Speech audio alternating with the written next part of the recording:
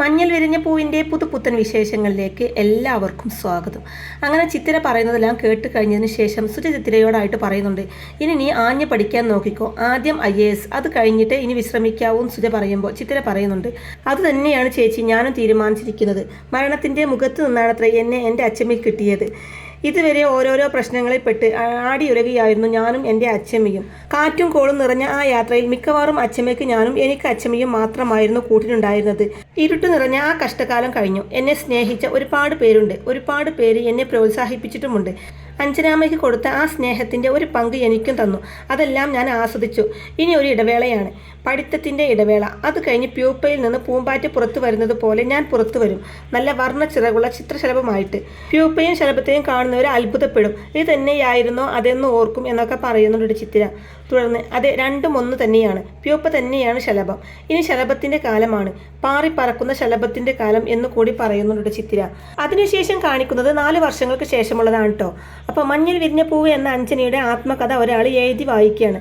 അപ്പോൾ അതേസമയം മറ്റൊരാൾ വന്നിട്ട് ചോദിക്കുന്നുണ്ട്, സ്ക്രിപ്റ്റ് എഴുതിയത് എവിടെ വരെയായി സർ എന്ന് ചോദിക്കുമ്പോൾ പ്രൊഡ്യൂസറിനെ ഞാൻ കണ്ടിരുന്നു, എപ്പോൾ വേണമെങ്കിലും ഷൂട്ട് തുടങ്ങാൻ തയ്യാറാണെന്ന് പറയുന്നുണ്ട് കേട്ടോ. വെബ് സീരീസ് ആയാലും സിനിമ പോലെ ചെയ്യാമെന്നാണെന്ന് സംവിധായകനും പറയുന്നുണ്ട്. അപ്പോൾ വീണ്ടും ഡയറക്ടർ പറയുന്നുണ്ട്, ഞാൻ ആലോചിക്കുന്നത് ഷൂട്ടിങ്ങിനെ പറ്റിയൊന്നുമല്ല, അഞ്ജനയുടെ വേഷം ആർ ചെയ്യും എന്നതിനെ കുറിച്ചാണ്. ഒരുപാട് ജീവിതാനുഭവങ്ങളിലൂടെ കടന്നു പോകുന്ന ഒരു കഥാപാത്രമാണ് അഞ്ജനയുടെ ക്യാരക്ടർ. തോട്ടം തൊഴിലാളിയായിട്ട് ജീവിതം ആരംഭിച്ചു, IAS എടുത്തു, മുഖ്യമന്ത്രി വരെയായി, സ്വന്തം ഭർത്താവിനെ കൊന്നവരെ കൊന്ന് ജയിലിൽ പോയി. ജയിലിൽ വെച്ച് അവരെഴുതിയ ആത്മകഥയാണ് മഞ്ഞൾ വിരിഞ്ഞ പൂവ്. ജനലക്ഷങ്ങൾ വായിച്ച ഒരു ആത്മകഥ. ആത്മകഥയുടെ ചരിത്രത്തിൽ ഇത്രയും വിൽപ്പനയുണ്ടായിട്ടുള്ള മറ്റൊരു പുസ്തകം വേറെയില്ല. എന്നെപ്പോലുള്ള ഒരാൾ അത് സിനിമയാക്കുമ്പോൾ പ്രേക്ഷകർ ഒരുപാട് അത് പ്രതീക്ഷിക്കും. ഞാൻ അവരെ നിരാശപ്പെടുത്തില്ല. ഞാൻ അതിൻ്റെ ഓപ്പണിംഗ് വേറെ ഒരു രീതിയിലാണ് ആഗ്രഹിക്കുന്നത്. അഞ്ജനയുടെ മകളുണ്ടല്ലോ ചിത്തിര, അവൾ അഞ്ജനയെക്കുറിച്ച് ഓർക്കുന്നത്. ചിത്തിരിയുടെ വീക്ഷണകോണിൽ നിന്നായിരിക്കും അഞ്ജനയെ ഞാൻ അവതരിപ്പിക്കാൻ ഞാൻ ഉദ്ദേശിക്കുന്നത് എന്നുകൂടി ഡയറക്ടർ പറയുന്നുണ്ട് കേട്ടോ. തുടർന്ന് പറയുന്നുണ്ട്, ചിത്തിരി ഇപ്പോൾ അച്ഛമ്മയുടെ ഒപ്പം തന്നെയല്ലേ താമസിക്കുന്നത്. പീരുമേട്ടിലെ എസ്റ്റേറ്റ് നടത്തിപ്പോൾ ഒരു തൊഴിലാളി സൊസൈറ്റിക്ക് വിട്ടുകൊടുക്കുന്നു. മാസാമാസം മല്ലികക്ക് ലാഭവിഹിതത്തിൻ്റെ നല്ലൊരു തുക അവരയച്ചു കൊടുക്കുന്നുണ്ട്. അതുകൊണ്ടാണ് അവരിപ്പോൾ ജീവിക്കുന്നത്. മല്ലിക, ചിത്തിര, നിരഞ്ജന, ഇവർ 3 പേരും ആ വീട്ടിലാണ് താമസം. സുജ എന്ന സഹായി തിരിച്ചു പോയി. ഇപ്പോൾ മറ്റൊരു സഹായിയുണ്ട്, പേര് ശ്രീജ. മല്ലികാമ്മയുടെ ശത്രുവായ പ്രതിഭ ആ പഴയ പകയോട് കൂടി തന്നെ ജീവിക്കുന്നു. നിരഞ്ജന എന്ന തൻ്റെ സ്വന്തം കൊച്ചുമോൾ തൻ്റെ കൂടെ ജീവിക്കാൻ തയ്യാറാകുന്നില്ല എന്നറിഞ്ഞപ്പോൾ ആ ദേശത്തിൽ സൈമൺ എന്ന ഒരു അനാഥ കുട്ടിയെ പ്രതിഭ ഒപ്പം താമസിപ്പിക്കുന്നുണ്ട്. നിരഞ്ജനയ്ക്ക് പകരം വാശിക്ക് പ്രതിഭ സൈമനെ വളർത്തുന്നു. അഞ്ജന ഇപ്പോഴും ജയിലിൽ തന്നെ. സർക്കാർ അവരെ തുറന്നു വിടാൻ തയ്യാറാണ്. ജനങ്ങളും സർക്കാരും ഒക്കെ പാർട്ടിയും ഒക്കെ അത് ആഗ്രഹിക്കുന്നുമുണ്ട്. എന്നാൽ അഞ്ജന അത് മിസ്യൂസ് ചെയ്യാൻ തയ്യാറല്ല. ജീവപര്യന്തം, ജീവിത അവസാനം വരെ അനുഭവിച്ച് തീർക്കാനുള്ളതാണെന്നാണ് അഞ്ജനയുടെ വിശ്വാസം എന്നെല്ലാം സംവിധായകൻ പറയുന്നുണ്ട് കേട്ടോ. തുടർന്ന് പറയുന്നുണ്ട്, തൽക്കാലം അഞ്ജനയുടെ ജയിൽ ജീവിതം നമുക്ക് ഷൂട്ട് ചെയ്യാനായിട്ട് പറ്റില്ല. ചിത്തിരയുടെയും മല്ലികയുടെയും ജീവിതം ഷൂട്ട് ചെയ്യാം. 10ാം ക്ലാസ് പരീക്ഷയിൽ സംസ്ഥാനത്ത് ഏറ്റവും കൂടുതൽ മാർക്കോട് കൂടിയാണ് ചിത്തിര പാസ്സായത്. ചിത്തിരയെ ഒരു IASകാരിയാക്കും എന്ന് നിശ്ചയിച്ചുറപ്പിച്ച മട്ടിലാണ് മല്ലിക ജീവിക്കുന്നത്. ചിത്തിര പോയിരിക്കുന്ന ഡൽഹിയിലേക്കല്ലേ നാഷണൽ ടാലൻറ്റ് സ്കോളർഷിപ്പ് പുരസ്കാരം കിട്ടിയത് വാങ്ങാൻ. ഇന്ന് തിരിച്ചെത്തും. നമ്മൾ വെബ് സീരീസ് തുടങ്ങുന്നതും ആ ഒരു പോയിന്റിലായിരിക്കും. +2കാരിയായ ചിത്തിരയിൽ നിന്ന് അവളെ IASകാരിയാക്കാൻ ഓടി നടക്കുന്ന മല്ലികയിൽ നിന്ന് ഡൽഹിയിൽ നിന്ന് തിരിച്ചെത്തുന്ന ചിത്തിരയെ കാണാനായിട്ട് ഒരു അതിഥി എത്തുന്നുണ്ട്, ഡെയ്സി ഇപ്പോൾ തിരക്കേടില്ലാത്ത ഒരു യൂട്യൂബ് ചാനൽ നടത്തുന്നുണ്ട്. ഡെയ്സിയും ശ്രീജയും ചിത്തിരയെ കാണാനായിട്ട് അക്ഷമയോടെ കാത്തിരിക്കുന്നു. ഡൽഹിയിൽ നിന്ന് തിരിച്ചെത്തുന്ന നിരഞ്ജനയും ചിത്തിരയും മല്ലികാമ്മയെ കാണാൻ വേണ്ടിയാണ് കാത്തിരിക്കുന്നത്. അങ്ങനെ അഞ്ജനയുടെ ജീവിതം സംഘർഷം നിറഞ്ഞതായിരുന്നു. ചിത്തിരയുടെയും ഇതുവരെ സംഘർഷം നിറഞ്ഞത് തന്നെയായിരുന്നു. പക്ഷേ ചിത്തിരയുടെ ഇനിയുള്ള ജീവിതം കടന്നു പോകുന്നത് വൈകാരികമായിട്ടായിരിക്കും. വൈകാരികമായിട്ടുള്ള ജീവിതത്തിന് പ്രാധാന്യമുണ്ട്. കൗമാരമാണ്, മനസ്സ് തുമ്പിയെ പോലെ തുള്ളി നടക്കാൻ ആഗ്രഹിക്കുന്ന പ്രായം എന്ന് കൂടി പറയുന്നുണ്ട് ഡയറക്ടർ. അതിനുശേഷം കാണിക്കുന്നത് ചിത്തിരയെ കാണാനായിട്ട് ഭയങ്കര സന്തോഷത്തോടെ കാത്തിരിക്കുന്ന ഡെയ്സിയാണ് കേട്ടോ. അപ്പോൾ ഡെയ്സിയുടെ അടുത്തേക്ക് ശ്രീജ വന്നിട്ട് പറയുന്നുണ്ട്, ചേച്ചി വിളിച്ചിരുന്നു, ഇപ്പോൾ എത്തുമെന്ന് പറഞ്ഞോ എന്ന് പറയുമ്പോൾ, ഇത് അറിഞ്ഞിരുന്നെങ്കിൽ ഞാൻ നേരെ എയർപോർട്ടിലേക്ക് പോയേനെ. അവിടെ പോയിരുന്നെങ്കിൽ എയർപോർട്ടിൻ്റെ ഡോറ് തുറന്ന് ചിത്തു വരുന്നത് എനിക്ക് ക്യാമറയിൽ എടുക്കാൻ പറ്റുമായിരുന്നു എന്നൊക്കെ പറയുന്നുണ്ട് കേട്ടോ ഡെയ്സി. അപ്പോൾ ശ്രീജ പറയുന്നുണ്ട്, അത് ശരിയാ, നല്ല വിഷ്വൽസ് കിട്ടിയേനെ എന്ന് പറയുന്നുണ്ട് ശ്രീജയും. തുടർന്ന് ഡെയ്സി, ശ്രീജ ഇവിടെ എത്ര കാലമായെന്ന് ചോദിക്കുമ്പോൾ, ചിത്തുവിൻ്റെ 10ാം ക്ലാസ് മുതൽ ഞാൻ ഇവിടെയുണ്ട്. സുജയായിരുന്നല്ലേ എനിക്ക് മുമ്പ് ഇവിടെ. അവൾ ഭർത്താവിൻ്റെ കൂടെ പോയി. പിന്നെയാ ഞാൻ വന്നത്. എന്നെ ചേച്ചിക്കും ചിത്തുവിനും ഒരുപാട് ഇഷ്ടമായി എന്ന് പറയുന്നുണ്ട് കേട്ടോ ശ്രീജ. അതിനുശേഷം കാണിക്കുന്നത് മല്ലികാമ്മ ഡൽഹിയിൽ നിന്നും തിരിച്ചെത്തുകയാണ് കേട്ടോ. അപ്പോൾ ഒരുപാട് നാളുകൾക്ക് ശേഷം ഡെയ്സിയും മല്ലികാമ്മയും പരസ്പരം കാണുന്നതും ഒരുപാട് സന്തോഷമാവുന്നുണ്ട് കേട്ടോ. അപ്പോൾ ഡെയ്സി ഓടിച്ചെന്ന് മല്ലികാമ്മയെ കെട്ടിപ്പിടിക്കുകയും ചെയ്യുന്നുണ്ട് കേട്ടോ. തുടർന്ന് ഡെയ്സിയോട് വിശേഷങ്ങളൊക്കെ മല്ലികാമ്മ ചോദിച്ചറിയുന്നുണ്ട്. എല്ലാ കാര്യങ്ങളും ഡെയ്സി മല്ലികാമ്മയോട് പറയുന്നുണ്ട് കേട്ടോ.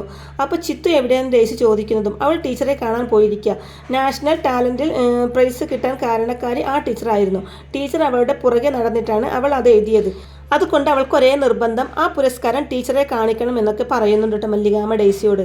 തുടർന്ന് ശ്രീജയെ പരിചയപ്പെട്ടില്ലേ എന്നും ഡെയ്സിയോടായിട്ട് മല്ലികാമ്മ ചോദിക്കുന്നുണ്ട്. അപ്പോൾ മല്ലികാമ്മ ശ്രീജയെക്കുറിച്ച് പറയുന്നുണ്ട്. നല്ല പോലെ പാചകം ചെയ്യും, അക്കൗണ്ട്സൊക്കെ നോക്കും, വീട് മാനേജ് ചെയ്യും. സത്യം പറഞ്ഞാൽ ഞാനിപ്പോൾ ഫ്രീ ആണ്. മുഴുവൻ നേരവും കയ്യിലൊരു ചൂരലും പിടിച്ച് ചിത്തിരയുടെ പുറകെ നടന്നാൽ മതി. സത്യം പറഞ്ഞാൽ ഈ ചിത്തുവിനെ കൊണ്ട് IAS എടുപ്പിച്ചിട്ട് ഞാൻ അടങ്ങൂ എന്ന് പറയുന്നുണ്ട് കേട്ടോ മല്ലികാമ്മ. അപ്പോൾ ഇത് കേൾക്കുന്ന ഡെയ്സി പറയുന്നുണ്ട്, അതിനിപ്പോൾ ചിത്തു +2 അല്ലേ ആയിട്ടുള്ളൂ എന്ന് ചോദിക്കുമ്പോൾ നിനക്ക് ഈ ലോകത്തെക്കുറിച്ച് എന്തറിയാം? 8ാം ക്ലാസ് മുതലേ കോച്ചിങ് തുടങ്ങും, IASനും എഞ്ചിനീയറിങ്ങിനും മെഡിസിനും ഒക്കെ. എല്ലാം ഇപ്പോഴും അങ്ങനെ തന്നെയാണ്. ചിത്തു 10ാം ക്ലാസ് കഴിഞ്ഞതിന് ശേഷമാണ് ഞാൻ ഇതൊക്കെ മനസ്സിലാക്കുന്നത് എന്ന് കൂടി പറയുന്നുണ്ട് മല്ലികാമ്മ. തുടർന്ന് പറയുന്നുണ്ട്, ദേവി ടീച്ചറാണ് ചിത്തുവിനെ പഠിപ്പിക്കുന്നത്. ആ ടീച്ചറുടെ ഗുണം എന്ന് പറയുന്നത് ചിത്തുവിനെ മാത്രമേ പഠിപ്പിക്കുന്നുള്ളൂ. അതുകൊണ്ട് നല്ല അറ്റൻഷൻ കിട്ടും എന്ന് പറയുന്നുണ്ട് കേട്ടോ മല്ലികാമ്മ. അപ്പോൾ അത് കേൾക്കുന്ന ശ്രീജ പറയുന്നുണ്ട്, ചിത്തു ഉറപ്പായിട്ടും IAS എടുക്കും, അത് നല്ല റാങ്കോട് കൂടി തന്നെ പാസ്സാവുകയും ചെയ്യും. കാരണം ഈ നിൽക്കുന്ന അച്ചമ്മയാണ് എന്ന് പറയുന്നുണ്ട് ശ്രീജ. അപ്പോൾ മല്ലികാമ്മ പറയുന്നുണ്ട്, ഞാനാവണമെങ്കിൽ ചിത്തു IAS കാരിയാവണം ഡെയ്സി, എങ്കിലേ ഇത്രയും കൊല്ലത്തെ എൻ്റെ കാത്തിരിപ്പിന് ഒരു അവസാനം ഉണ്ടാകൂ എന്ന് പറയുന്നുണ്ട് കേട്ടോ മല്ലികാമ്മ. അതിനുശേഷം കാണിക്കുന്നത് ചിത്രയെയും നിരഞ്ജനെയാണ് കേട്ടോ. അവരാണെങ്കിൽ ടീച്ചറെ കാണാനായിട്ട് ചെല്ലുകയാണ്. അപ്പോൾ ടീച്ചറെ കാണുന്നതും കാലിൽ തൊട്ട് തൊഴുതൊക്കെ ചെയ്യുന്നുണ്ട് ചിത്തിര. തുടർന്ന് ആ പുരസ്കാരം ടീച്ചറെ ഏൽപ്പിച്ചതിന് ശേഷം ചിത്തിര പറയുന്നുണ്ട്, എനിക്ക് കിട്ടിയ ഈ പുരസ്കാരം ടീച്ചർക്ക് അവകാശപ്പെട്ടതാണ്. ഞാൻ പരീക്ഷ എഴുതിയത് ടീച്ചർ കാരണല്ലേ. ആപ്ലിക്കേഷൻ അയക്കാൻ എന്നെ നിർബന്ധിച്ചതും ടീച്ചറല്ലേ. പരീക്ഷയ്ക്ക് വരാൻ സാധ്യതയുള്ള ചോദ്യങ്ങളൊക്കെ തയ്യാറാക്കി തന്നതും ടീച്ചർ തന്നെയല്ലേ. അതുകൊണ്ട് ഈ പുരസ്കാരം വേറെ ആർക്കും അവകാശപ്പെട്ടത്? ടീച്ചർക്ക് തന്നെയല്ലേ കിട്ടേണ്ടതെന്നൊക്കെ ചിത്തിര പറയുമ്പോൾ ദേവി ടീച്ചർ പറയുന്നുണ്ട്, നീ മിടുക്കിയായത് കൊണ്ടാണ് ഞാൻ പറഞ്ഞു തന്നത് അതേപോലെ പഠിച്ച് നീ പരീക്ഷ എഴുതി നേടിയത്. ദ്രോണർ ആവണമെങ്കിൽ അർജുൻ കൂടെ ഉണ്ടാവണം. എൻ്റെ അർജുൻ നീയാണെന്ന് കൂടി ടീച്ചർ ചിത്തിരയോടായിട്ട് പറയുന്നുണ്ട് കേട്ടോ. തുടർന്ന് നിരഞ്ജനയെ ടീച്ചർക്ക് പരിചയപ്പെടുത്തി കൊടുക്കുന്നുണ്ട് ചിത്തിര. അപ്പോൾ ടീച്ചർ പറയുന്നുണ്ട്, എനിക്കറിയാം, പഴയ മുഖ്യമന്ത്രി പ്രതിഭയുടെ കൊച്ചുമോളല്ലേ, ഇവളെങ്ങനെയാ പഠിക്കാൻ, മിടുക്കിയാണോന്നൊക്കെ ചോദിക്കുമ്പോൾ മിടുക്കിയാണെന്ന് പറയുന്നുണ്ട് ചിത്തിര.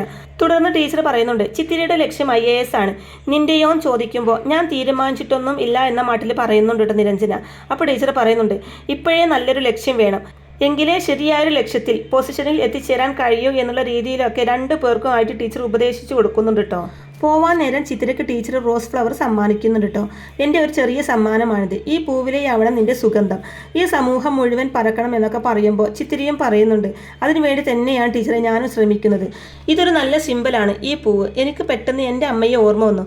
അഞ്ജനാമ്മയുടെ ആത്മകഥയുടെ പേരെന്താണെന്ന് അറിയാലോ, മഞ്ഞിൽ വിരിഞ്ഞ പൂവ്, അതുപോലെയാവണം എനിക്കും എന്നും പറഞ്ഞുകൊണ്ട് ചിത്തിരിയും നിരഞ്ജനയും ടീച്ചറുടെ അടുത്തൊന്ന് പോവാണ് കേട്ടോ. പിന്നീട് കാണിക്കുന്നത് സ്കൂളിലെ കുട്ടികൾ തമ്മിൽ റോഡിൽ വെച്ച് അടിപിടി കൂടുകയാണ് കേട്ടോ. അപ്പോൾ ഇത് കാണുന്ന നാട്ടുകാർ പറയുന്നുണ്ട്, ഇന്ന് നേരത്തെ തുടങ്ങിയ അടി, ആ സ്കൂളിലെ പിള്ളേരാ, പഠിക്കാനല്ല അടി കൂടാനാ വരുന്നത്, നാശങ്ങൾ എന്ന് പറയുന്നുണ്ട് കേട്ടോ. അപ്പോൾ അത് കണ്ടുകൊണ്ട് അങ്ങോട്ടേക്ക് വരുന്ന ചിത്തിരിയാണെങ്കിൽ നിരഞ്ജനയോട് പറയുന്നുണ്ട്, നീരു ഇത് നമ്മുടെ പിള്ളേരല്ലേ എന്ന് ചോദിക്കുമ്പോൾ അതേന്ന് പറയുന്നുണ്ട് നിരഞ്ജന. അപ്പോൾ അതിൽ ഇടപെടാൻ തീരുമാനിക്കുന്ന ചിത്തിര നിരഞ്ജനയെ വിളിക്കുന്നുണ്ടെങ്കിൽ നിരഞ്ജന ചെല്ലുന്നില്ല കേട്ടോ. ശേഷം ചിത്തിര വേഗം തന്നെ അടി കൂടുന്നവരുടെ ഇടയിലേക്ക് കയറി ചെന്ന് നിർത്താൻ പറയാണ്. അപ്പോൾ അതിലൊരു പയ്യൻ, ഈ സൈമൺ ആണ് എല്ലാം തുടങ്ങി വെച്ചതെന്ന് പറയുമ്പോൾ തോന്നിവാസം കാണിച്ചാലുണ്ടല്ലോ, ഈ നാട്ടുകാരെ നിങ്ങൾക്കൊന്നും അറിയില്ല, സഹിക്കെട്ടാൽ അവർ കൈവെക്കും, അപ്പോൾ സഹായിക്കാൻ ഒരുത്തനും ഉണ്ടാവില്ല എന്നൊക്കെ പറഞ്ഞു കൊടുക്കുന്നതും ഇതൊന്നും ചെവി കൊള്ളാതെ 2 പേരും അടിപിടി കൂടുകയാണ് കേട്ടോ. ചിത്തിരിയാണെങ്കിൽ നിർത്താൻ പറഞ്ഞ് തടയുന്നുണ്ടെങ്കിലും ചിത്തിരിയെ തള്ളിയിടുകയാണ് കേട്ടോ അതിലൊരുത്തന്. നിരഞ്ജന ഓടിച്ചെന്ന് ചിത്തിരിയെ പിടിക്കാൻ ശ്രമിക്കുന്നുണ്ടെങ്കിലും ചിത്തിര തന്നെ സ്വയം എണീറ്റ് ആ പയ്യൻ്റെ ഷർട്ടിന് കുത്തിപ്പിടിച്ച് പറയുന്നുണ്ട്, തിരിച്ച് ഇതുപോലെ തരാൻ അറിയാഞ്ഞിട്ടല്ല, കൂടെ പഠിക്കുന്നവനായിപ്പോയി, വേഗം പിരിഞ്ഞു പോയിക്കോ എല്ലാവരും, ഇല്ലെങ്കിൽ പ്രശ്നം വഷളാവും, നാട്ടുകാരിടപെടും. +2 ആയില്ലേ, ഇതുവരെ കുട്ടിത്തം മാറാനായിട്ടില്ലേ എന്നൊക്കെ ചോദിച്ച് ചിത്തിര ഷൗട്ട് ചെയ്യുമ്പോൾ ഇവനാണ് എല്ലാം തുടങ്ങി വെച്ചത് എന്നൊരു പയ്യൻ പറയുന്നതും, ആര് തുടങ്ങി വെച്ചാലും അടി നടക്കുന്നത് ജംഗ്ഷനിലാണ്, സൈക്കിൾ ചെയ്യലും കടാരയുമല്ല നമ്മുടെ ആയുധം, പുസ്തകവും പേനയുമാണ്, വഴക്കുണ്ടെങ്കിൽ അത് പറഞ്ഞു തീർക്കണം, അല്ലാതെ തല്ലി തീർക്കുകയല്ല വേണ്ടത്, എല്ലാവരും പിരിഞ്ഞു പോവാൻ നോക്കുമെന്ന് പറഞ്ഞുകൊണ്ട് ശാസിച്ച് എല്ലാവരെയും അവിടെ നിന്ന് പറഞ്ഞു വിടുകയുണ്ട് ചിത്തിര. ഇതിൻ്റെ ബാക്കി വഴക്ക് ഇനി സ്കൂളിൽ ഉണ്ടാവരുത് എന്ന് ഓർമ്മിപ്പിക്കുന്നുണ്ട് കേട്ടോ. അതിലെ സൈമൺ ആണെങ്കിൽ കലിയോടെ തുറിച്ചു നോക്കിയിട്ടാണ് കേട്ടോ പോകുന്നത്. എല്ലാവരും പോയ ഉടനെ തന്നെ ചിത്തിര നിരഞ്ജനയോടായിട്ട് പറയുന്നുണ്ട്, സൈമൺ ആണ് കുഴപ്പക്കാരൻ എന്ന് തോന്നുന്നു എന്ന് പറയുമ്പോൾ നിരഞ്ജന, എങ്ങനെയാ അവൻ കുഴപ്പക്കാരനാവാതിരിക്കും, എൻ്റെ അച്ഛമ്മയല്ലേ അവനെ വളർത്തുന്നത്, സംസർഗ ഗുണം അതാണ് അവൻ്റെ പ്രശ്നം എന്നും പറയുന്നുണ്ട് കേട്ടോ നിരഞ്ജന. പിന്നീട് മല്ലികാമയ്ക്ക് ചായ കൊണ്ടുവന്ന് കൊടുക്കുന്ന ശ്രീജയോട് ഡെയ്സി എവിടെ പോയി എന്ന് മല്ലികാമ ചോദിക്കുമ്പോൾ അവൾ ക്യാമറ എടുക്കാൻ പോയി. അവൾ വന്നതിൽ ഒരു ദുരുദ്ദേശം കൂടിയുണ്ട്. ഒരു ഇന്റർവ്യൂ, അതും ചിത്തിരയുടെ. കുറേ നാളായിട്ട് ചിത്തിരയെക്കുറിച്ചുള്ള ഒരു വിവരവും നാട്ടുകാർ അറിയുന്നില്ലല്ലോ. അഞ്ജനിയുടെ മോള് മനസ്സ് തുറക്കുന്നു എന്നൊരു സ്റ്റോറി ചെയ്താൽ അത് വൈറലാവും. അത് നല്ലതാണെന്ന് എനിക്കും തോന്നി എന്ന് പറയുമ്പോൾ ഇതെല്ലാം കേൾക്കുന്ന മല്ലികാമ അങ്ങനെ അവളിപ്പോൾ വൈറലാകണ്ട. അവളുടെ ഒരു ഇന്റർവ്യൂ ആരും ചെയ്യുകയും വേണ്ട. അവൾ IAS എടുക്കാൻ വേണ്ടി ശ്രമിക്കുകയാണ്. ആ ശ്രമം വിജയിച്ചിട്ടേ അവൾ ഇനി ലോകം കാണാൻ പാടുള്ളൂ എന്ന് തീർത്ത് പറയുന്നുണ്ട് മല്ലികാമ. ഇതേ സമയം ചിത്തിരയും നിരഞ്ജനിയും വീട്ടിലെത്തുകയാണ് കേട്ടോ. വീട്ടിലേക്ക് കയറുന്നതിന് മുമ്പ് തന്നെ അടിയുടെ കാര്യം അച്ചമ്മയോട് പറയരുത് എന്ന് ചിത്തിര നിരഞ്ജനിയെ ഓർമ്മിപ്പിക്കുന്നുണ്ട്. പറയില്ലെന്ന് നിരഞ്ജനിയും പറയുന്നുണ്ട്. അതിനുശേഷം മല്ലികാമ ചിത്തിരയെ കാണുമ്പോൾ ടീച്ചറുടെ അടുത്ത് പോയിട്ട് എന്തൊക്കെയുണ്ട് വിശേഷം, ടീച്ചർ എന്ത് പറഞ്ഞു എന്നൊക്കെ തിരക്കുന്നതും എന്നെ കെട്ടിപ്പിടിച്ച് ഒരു ഉമ്മയും തന്നു എന്നൊക്കെ പറയുമ്പോൾ മല്ലികാമ അതൊന്നും വേണ്ടായിരുന്നു എന്നൊരു കുശുമ്പോടെ പറയുമ്പോൾ ചിത്തിരയ്ക്ക് കാര്യം മനസ്സിലാവാൻ കേട്ടോ. ഞാനുമായിട്ട് ആരും അങ്ങനെ പരിധിയിൽ കൂടുതൽ അടുക്കുന്നത് അച്ചമ്മയ്ക്ക് ഇഷ്ടമല്ല എന്ന് തന്നെ പറയുന്നുണ്ട് ചിത്തിര. ഉടനെ തന്നെ ശ്രീജ നല്ലൊരു ഇന്റർവ്യൂ ആണ് അച്ചമ്മ കത്രിക വെച്ച് കെട്ട് ചെയ്ത് കളഞ്ഞതെന്ന് പറയുമ്പോൾ അതെന്താണെന്ന് ചിത്തിര ചോദിക്കുമ്പോൾ ഡെയ്സി ചേച്ചി ഇവിടെ വന്നിരുന്നു ചിത്തുവിൻ്റെ ഇന്റർവ്യൂ എടുക്കാൻ, ക്യാമറ എടുക്കാൻ വേണ്ടി പോയി. വേണ്ട എന്ന് ഇപ്പോൾ വിളിച്ച് പറഞ്ഞതേ ഉള്ളൂ. നിന്റെ അച്ചമ്മ സമ്മതിച്ചില്ല എന്ന് പറയുമ്പോൾ ചിത്തിര പറയുന്നുണ്ട് എന്തിനാ അച്ചമ്മ അങ്ങനെ പറഞ്ഞത്, ഞാനും ഒന്ന് വൈറലാകട്ടെ എന്ന് പറയുമ്പോൾ മല്ലികാമ പറയുന്നുണ്ട് അങ്ങനെ നീ ഇപ്പോൾ വൈറലാകണ്ട എന്ന് പറയാൻ കേട്ടോ. അപ്പോൾ ചിത്തിരയാണെങ്കിൽ ആകെ വിഷമത്തോടെ പറയുന്നുണ്ട് അസൂയ, ഞാൻ പിടിവിട്ട് പറന്നാലോ എന്ന് അച്ചമ്മയ്ക്ക് പേടിയുണ്ട്. എന്നാൽ കേട്ടോ അങ്ങനെയൊന്നും സംഭവിക്കില്ല. അങ്ങനെ ആരും പേടിക്കുകയും വേണ്ട. ചിത്തിരയ്ക്കൊരു ലക്ഷ്യമുണ്ട്, അത് കഴിഞ്ഞിട്ടേ ബാക്കി എന്തും ഉള്ളൂ എന്ന് ചിത്തിര പറയുന്നത് കേട്ട് കൈയടിക്കാണ്ട് നിരഞ്ജന. അപ്പോൾ നീ എന്തിനടി കൈയടിക്കുന്നത് മല്ലികാമ ചോദിക്കുമ്പോൾ വെറുതെയാണ് കൈയടിച്ചത്, ഒരു രസം എന്ന് പറയുന്നുണ്ട് നിരഞ്ജന. അപ്പോൾ ശ്രീജയും പറയുന്നുണ്ട് ചിത്തിരയുടെ വലം കൈയല്ലേ നിരഞ്ജന, അവൾ എന്ത് ചെയ്താലും ഒരു നിഴൽ പോലെ ഇവളും അതിൻ്റെ കൂടെ ഉണ്ടാകും എന്ന് പറയുന്നുണ്ട് കേട്ടോ.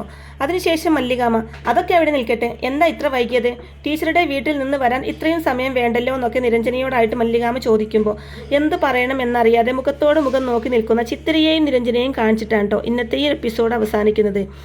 അങ്ങനെ മഞ്ഞിൽ വിരിഞ്ഞ പൂവിൻ്റെ വളരെ ത്രില്ലിംഗ് ആയിട്ടുള്ള നല്ല അടിപൊളി എപ്പിസോഡുകളൊക്കെ ആയിരിക്കും കേട്ടോ ഇനി വരാനിരിക്കുന്നത്.